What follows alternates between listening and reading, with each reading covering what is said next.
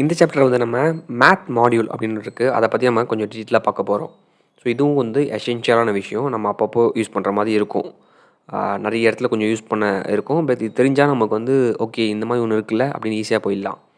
So இப்போ என்ன பண்ணலான்னு பார்த்தீங்கன்னா, நமக்கு எதுவுமே தேவையில்ல, எல்லாத்தையும் அழிச்சிட்டு சிம்பிளாக பிரிண்ட்டில் வச்சு நம்ம வந்து லேர்ன் பண்ணுறதுக்காக பிரிண்ட்டில் வச்சு எல்லாத்தையும் பார்த்துட்ருக்கோம். வேறு ஒன்றும் இல்லை. இப்போ என்ன பண்ண போகிறோம் அப்படின்னா வந்து மேத்தமெட்டிக்கல் ஆப்ரேஷன்ஸ். ஃபார் எக்ஸாம்பிள் ஒரு நம்பர் இருக்குன்றப்போ அந்த நம்பரோட ஃபேக்டோரியல் கண்டுபிடிக்கணும். ஸோ ஒரு நம்பரோட ஃபேக்டோரியல். ஸோ சின்ன சின்ன மேக்ஸ் தான், கன்ஃபியூஸ் ஆகாதீங்க. இதெல்லாம் பண்ண ஈஸியாக வந்துடும். ஸோ இப்போ என்ன பண்ணுறேன்னா மேத் ஆப்ரேஷன் இல்லையா, மேத் அப்படின்றத வச்சுட்டா உங்களுக்கு வருது இல்லையா, டாட் வச்சு நான் என்ன சொன்னேன், டாட் வச்சோடனே சஜஷனில் காட்ட ஆரம்பிச்சிடும். ஸோ பில்டுனா இருக்குது உள்ள இந்த மெத்தட்ஸ்லாம். ஸோ மேத் ஃபேக்டோரியல் வேணும் இல்லையா, ஃபேக்ட் அப்படி போட்டாலே வந்துடுது பாருங்கள். ஸோ இதை நீங்கள் இப்படி கிளிக் பண்ணிக்கோங்க. கிளிக் பண்ணிட்டீங்க அப்படின்னா ஆட்டோமேட்டிக்காக மேலே பார்த்தீங்கன்னா ஒரு லைன் ஆட் ஆயிடுச்சு. என்னது, இம்போர்ட் மேத் அப்படின்னு ஆட் ஆயிடுச்சு. ஸோ இது என்ன பண்ணுதுன்னா, அந்த மேத்ன்ற ஒரு மாடியூல் இருக்குது, அதை ஆட்டோமேட்டிக்காக அது இம்போர்ட் பண்ணிக்குது. ஸோ இம்போர்ட் பண்ணுறது மூலிமா என்ன ஆகுதுன்னா, அந்த மேத்துன்ற அதுக்குள்ளே இருக்க எல்லா மெத்தடையும் நம்மளால் யூஸ் பண்ண முடியும். ஸோ இதெல்லாம் வந்து பில்டின் மெத்தட்னு சொல்லியிருந்தேன். அதாவது ஆல்ரெடி ரெடியாக நமக்கு இருக்குது. ஸோ பில்டின் மெத்தட்ஸ்னால் ஆல்ரெடி ரெடியாக இருக்குது. ஸோ அதை யூஸ் பண்ணுறதுனால இம்போர்ட் ஆகிக்குது தானாகவே. ஸோ மேத்ன்றது தனி மாடியூல்னால நமக்கு இம்போர்ட் ஆகுது. ஸோ ப்ரீவியஸாக அப்படி எங்கேயுமே நமக்கு இம்போர்ட் ஆகலை. இது வந்து தனியாக இம்போர்ட் ஆகிடும் அதுவே. ஸோ இதுதான் ஐடியோட ஸ்பெஷாலிட்டி, தானாக இம்போர்ட் பண்ணிக்கும். அப்படி இல்லை நீங்கள் வந்து நோட் பேடில் ட்ரை பண்ணிங்கன்னா நீங்கள் தான் இதை ட்ரை பண்ணணும், இம்போர்ட் மேத்ன்றதை.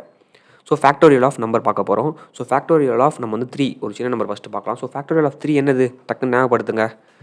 ஸோ ஃபேக்டோரியல் ஆஃப் 3 என்னது, 6. ஸோ எப்படி வரும் தெரியாதவங்களுக்கு. ஸோ ஃபேக்டோரியல் ஆஃப் நம்பர்னால் என்ன வரும், 3 இன்ட்டு 2 இன்ட்டு 2 இன்ட்டு 1. ஸோ இதான ஒரு factorial of a number. So இது வந்து நம்ம ஃபேக்டோரியல் நம்மளே வந்து கேல்குலேஷன் போடணும் ஒரு ப்ரோக்ராமிங்லனா நம்ம கேல்குலேஷன் நம்ம எழுதணும். இதுக்கு லாஜிக் நம்ம எழுதணும்.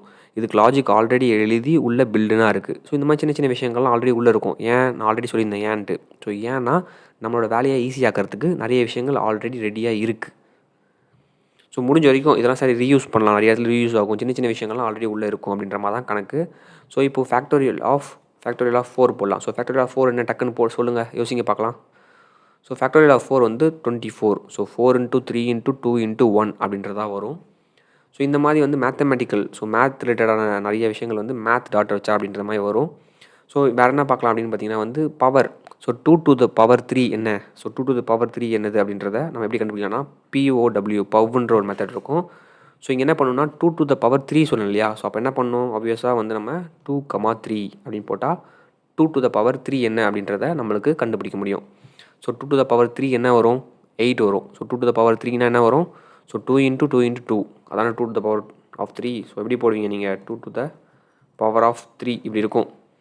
ஸோ மேலே பவர் வரும், இங்கே நம்மளுக்கு டைப் பண்ணி காட்ட முடியல. So 2 to the power of 3 வரப்போ like 2 into 2 into 2. So it's 8 கரெக்டாக. ஸோ இந்த மாதிரி ஆப்ரேஷன்ஸும் பண்ணிக்கலாம்.